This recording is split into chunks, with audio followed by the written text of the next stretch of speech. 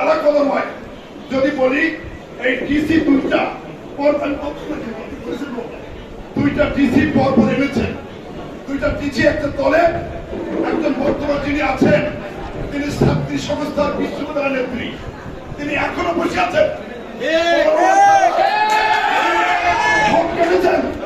তিনি আমি নির্বাচিত, আমার প্রত্যাশা ছিল আমি জিতব। ওই ক্যাবিনেট সেক্রেটারি ডিসি তারা কলম এবং সাতক্ষীরা অন্যগুলা এবং খুলনা বিভাগে 25টা সিট হাইজ্যাক করে নিয়ে গেছে। আমি মুকুল ভাই বলেছেন বলে বললাম, আমি এই লোকটি আমরা ঘৃণা করি। পরের 3 দিন ওই দিন সাসপেন্ড হয়েছে, 2 জন কেউ প্রত্যাহার হয়েছে, অনেক মানুষ প্রত্যাহার হয়েছে।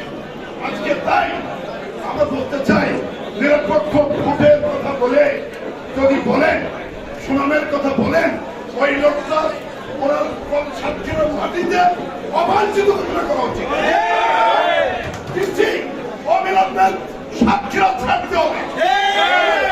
সাতক্ষীরার ভোট গুলো যদি দেওয়া হয় তবে দেখবেন এই ভোটের মধ্যে অন্য ভোট ঢুকে আছে।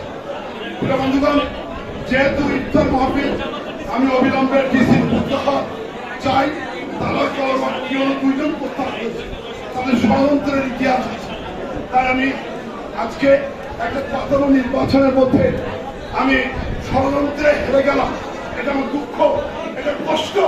এইভাবে কিভাবে ভোট করেছে এটা আমি বুঝতেই পারিনি যে এইভাবে আমার নির্বাচনের ইতিহাস আমাদের কর্মীর অবহেলায় হাইজ্যাক করে তারা কলম আসছে এবং আমার মনে আরো বেশি সিট আমি দুঃখ প্রকাশ করে বলতে চাই।